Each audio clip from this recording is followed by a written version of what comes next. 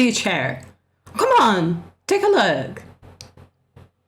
What do you mean there's nothing there? Well, maybe you should look inside your chair.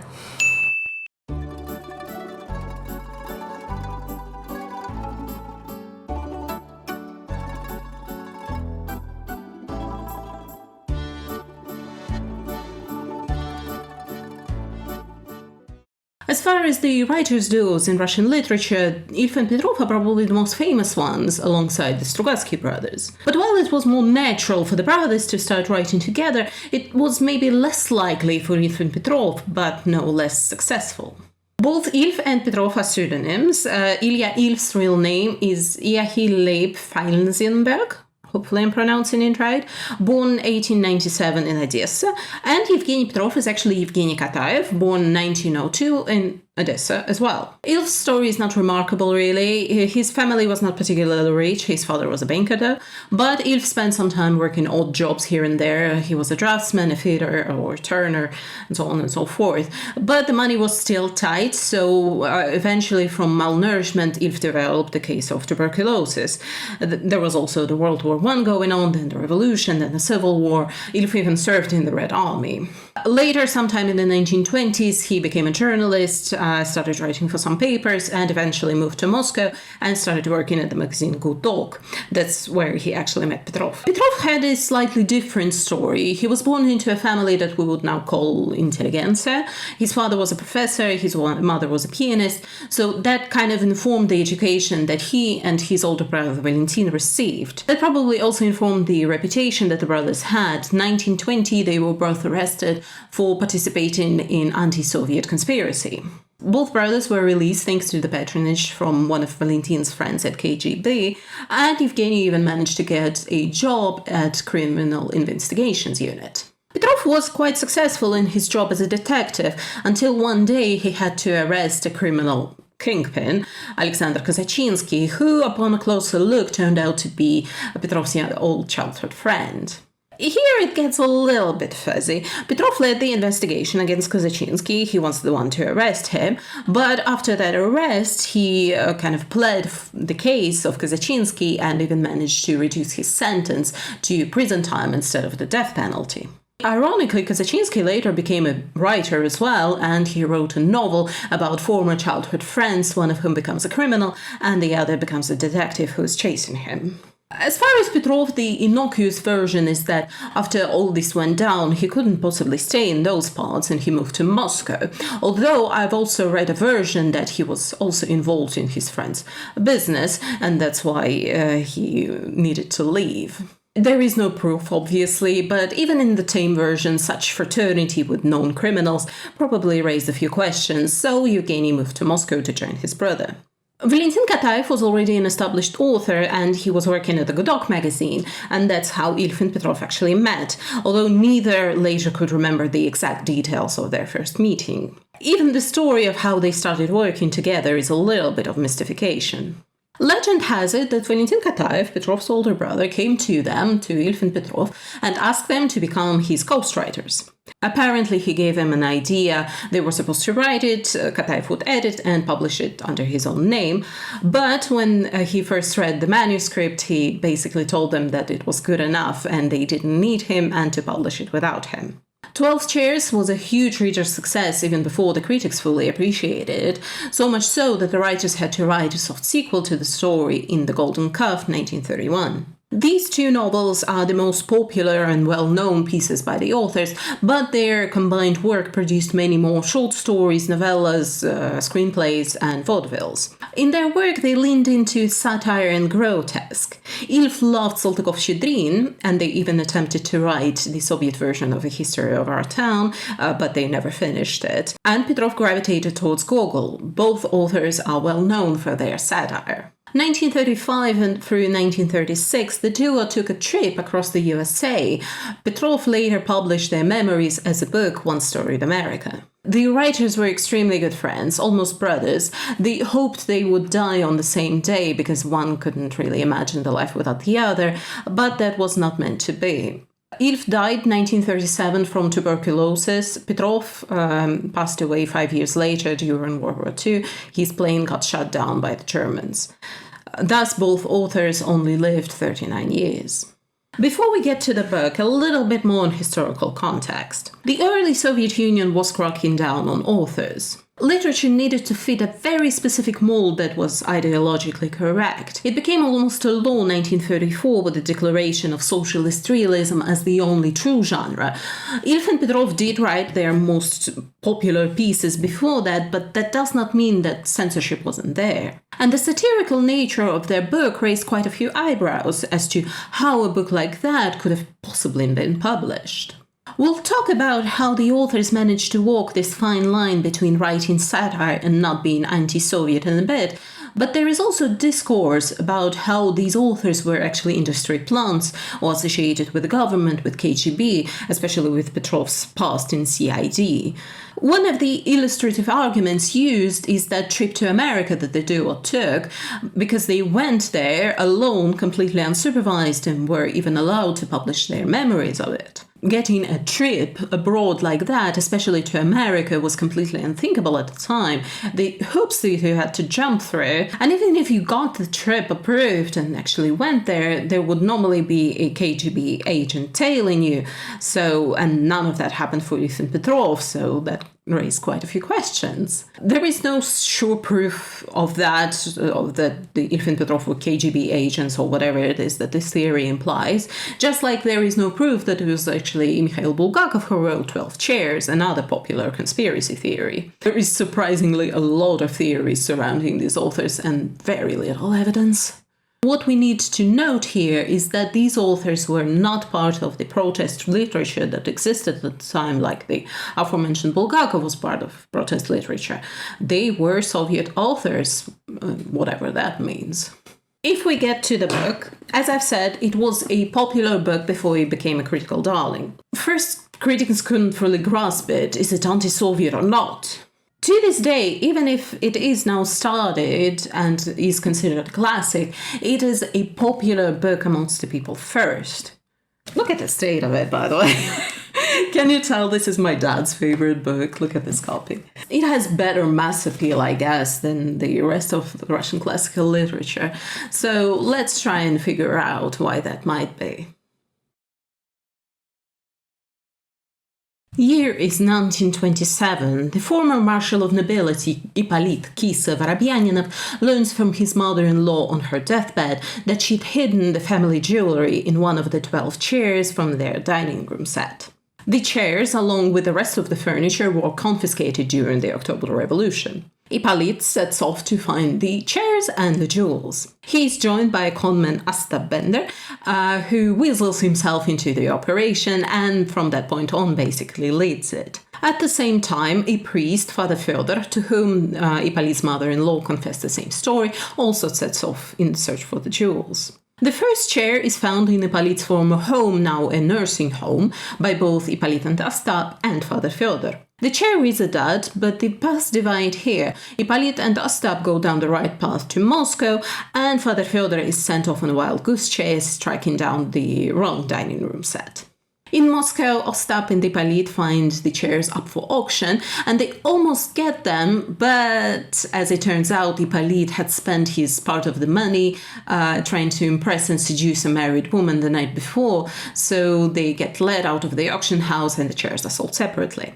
Ostap and Ippolit are now forced to track the chairs one by one, a path that leads them to different characters and locations, but chairs come up empty one after another. One of the chairs had disappeared into the train station, so they do not know where it went, and another 4 were purchased by a theatre troupe that is now going on tour. Ostap and Kisa follow, and that tour takes them down the Volga River and further south.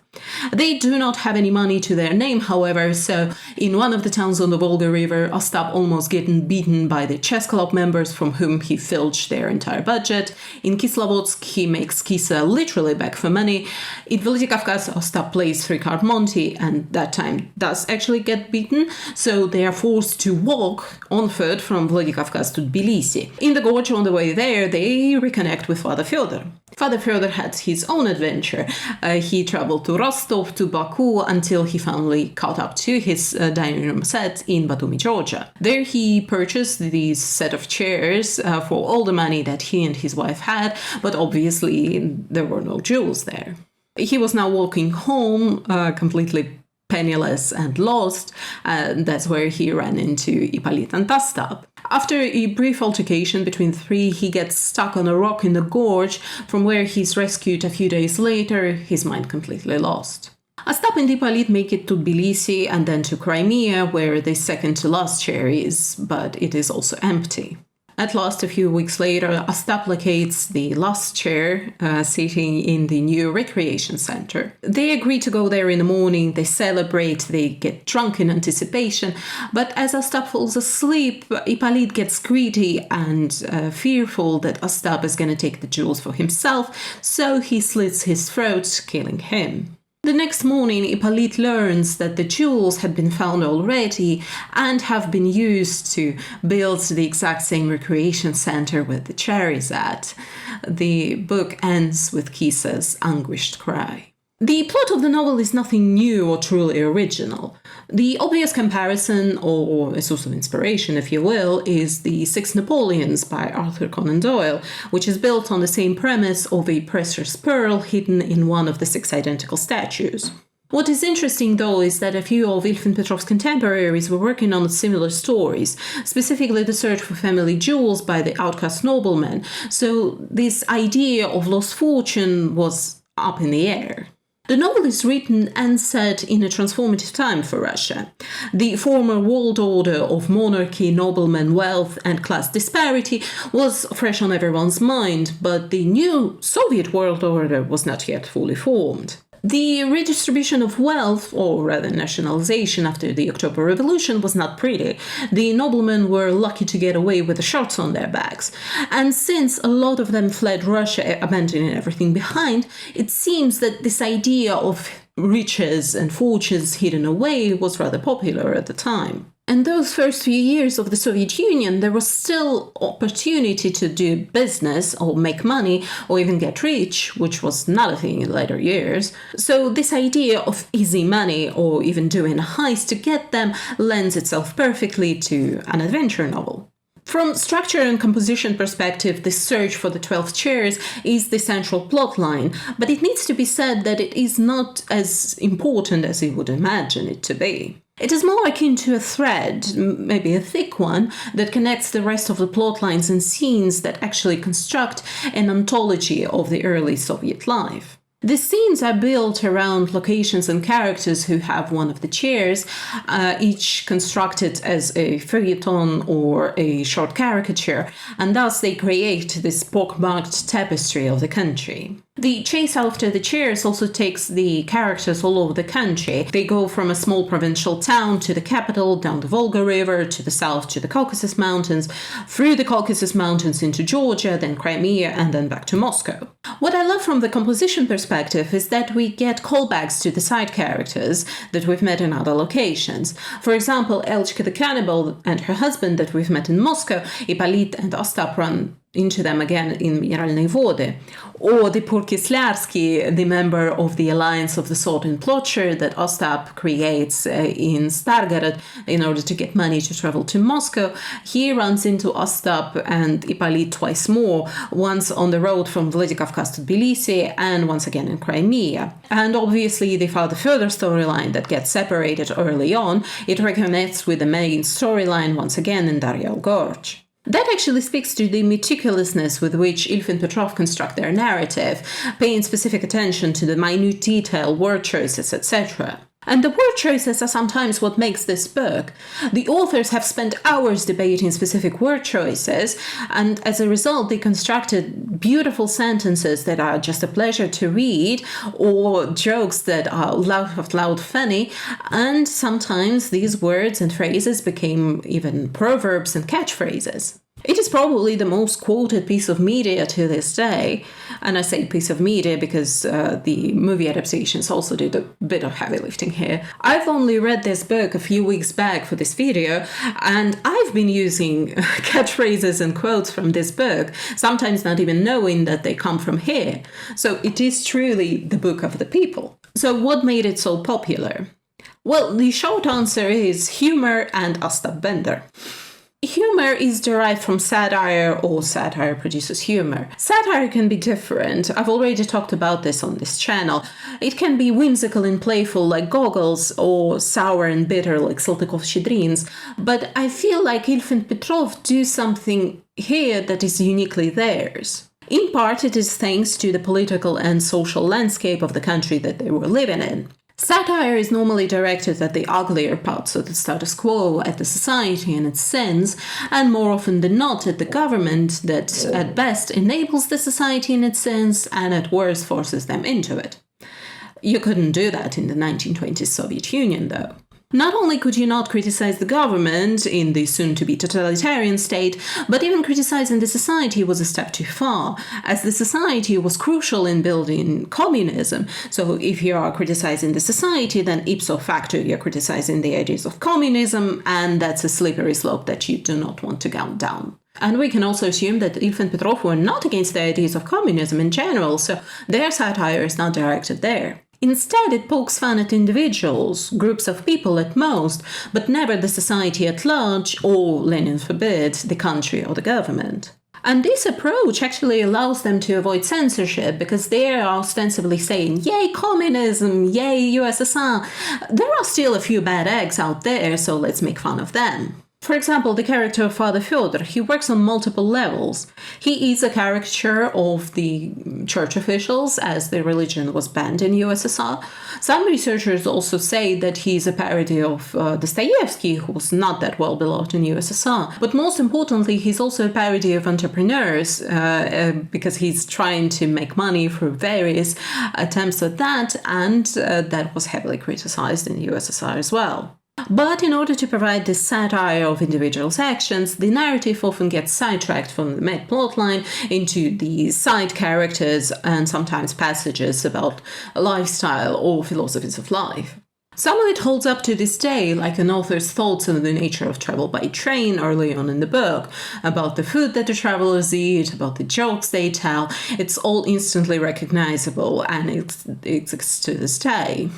Or the passage about closed doors in public spaces that forces people to clamor around one entrance like the cattle, that unfortunately persists to this day with sometimes disastrous consequences.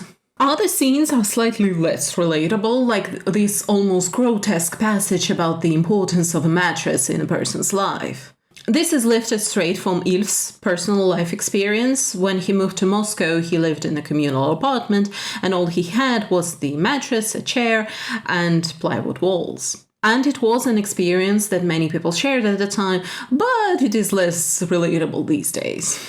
Other scenes that are also the product of their time, but they can still work, like, in my opinion, the passage about Vasyuki becoming the center of all things chess. It was brought on by a specific tournament that happened in the 1920s, so it was extremely topical, but the satire works to this day. Ilya and Petrov infused their novel with scenes from real life, like the magazine Stanok, where one of the chairs is found. It is obviously a parody of the magazine Gudok, where Ilya and Petrov worked.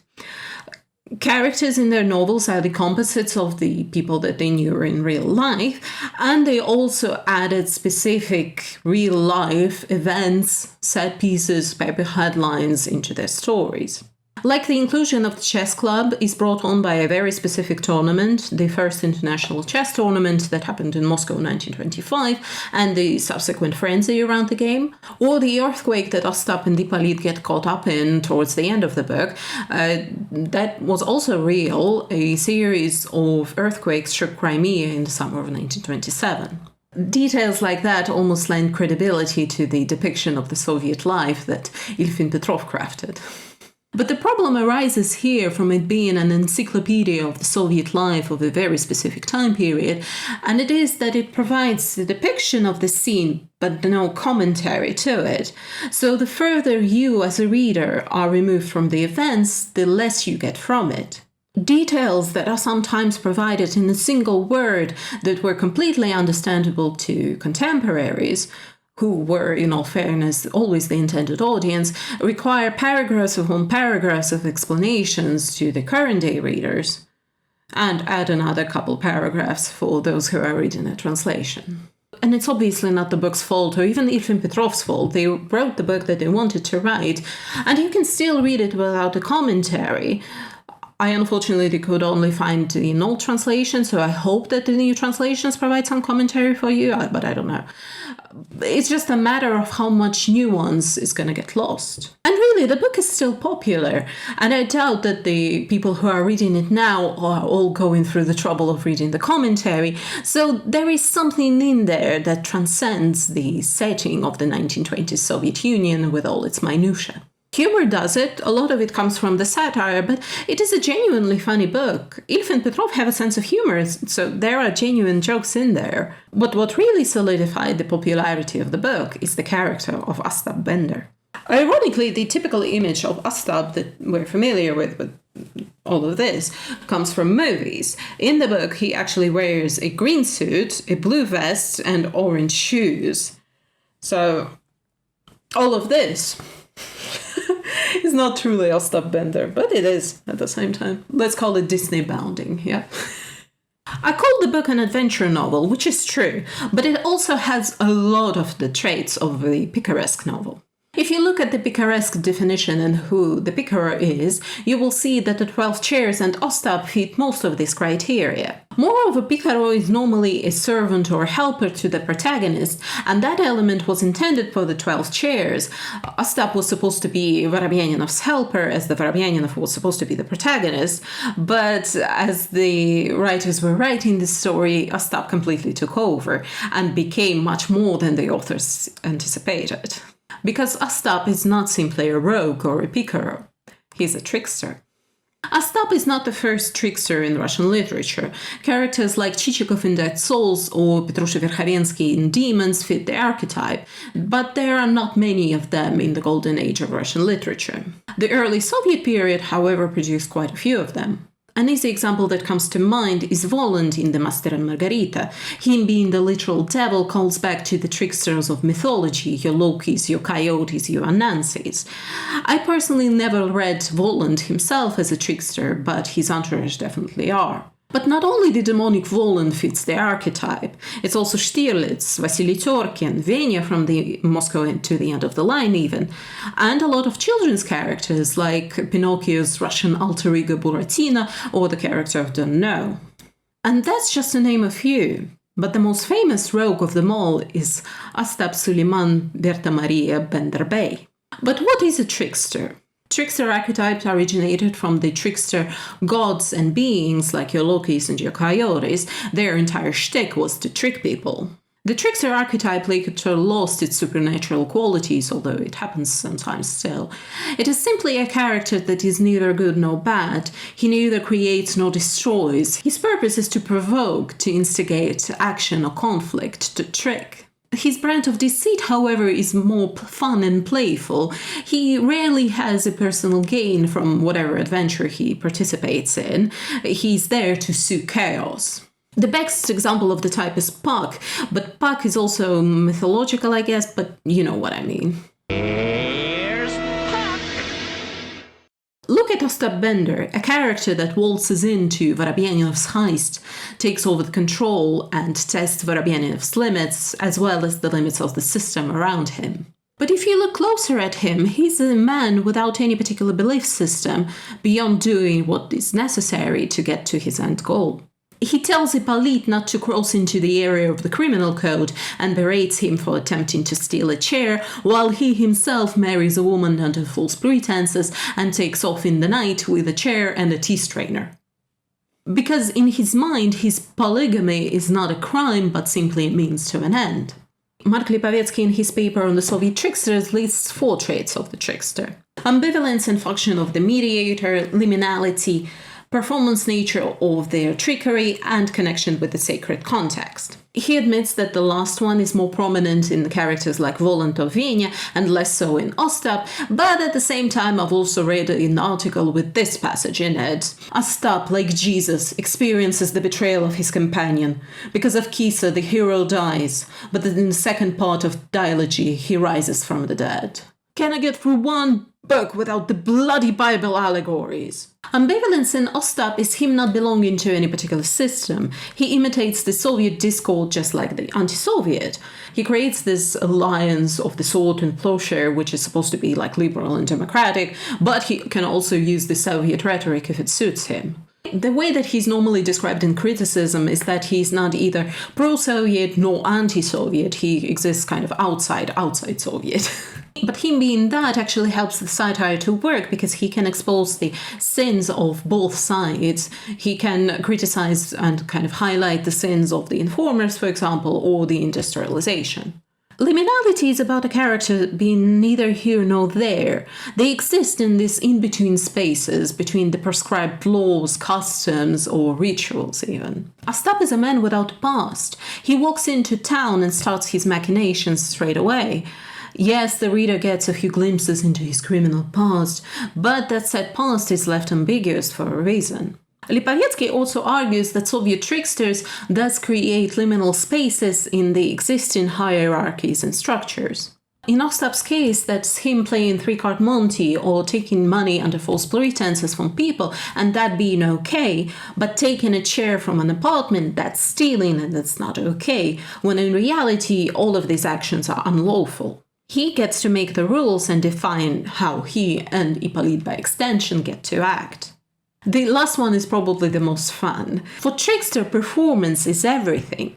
Performing a trick or deceit is all about showmanship. It's not about simply throwing a chess tournament and charging people for entry. It's about convincing people of that said chess club that he, Ostap, can make Vasuki the center of not simply the country but the whole universe. It's not simply about seducing a widow and nicking a chair. It's about throwing a whole wedding and having a wedding night, of course, and then sneaking out in the night. The way that Ostap carries himself, his charm, is what makes his character so interesting to read and so popular with the readers, so much so that they are willing to overlook some of his less stellar qualities. On a personal note, I also like Ostap as a character, and I'm also willing to overlook quite a few things. He's not real, it's fine. But what I find interesting is that one thing about him that I do not like is his treatment of Ippolit. He's constantly verbally abusive to him, at times physically abusive. He has no regard for Kisa's feelings or dignity. And I would normally disavow a character for that, but there is a slight issue, and it's Vorobyanov's characterization. He's not the best individual to begin with. The chapter of his backstory shows that quite nicely. But as the heist progresses, he becomes more and more pathetic, but not in a way that kind of provokes pity, but more like disgust and revulsion. So whenever Ostap abused him, I wasn't feeling sorry for him. I was like, God damn it, Ippolit, pull yourself together and stand up for yourself. And then in the final scene when he kills Ostap, we're told that all of these instances have led to this and have changed Ippolit enough for him to commit murder, when in reality the authors could have shown us that instead of us simply telling us that in that one simple paragraph. And that is probably because the authors were not sure what they were going to do with Ostap. You know, there is a sequel to the book, The Golden Calf, for which Ostap is resurrected, or rather retconned into being alive, and the book follows him in his next machination and scheme. In the foreword to The Golden Calf, the authors reveal that Ostap's fate in the 12 chairs was decided by a coin toss, so to speak.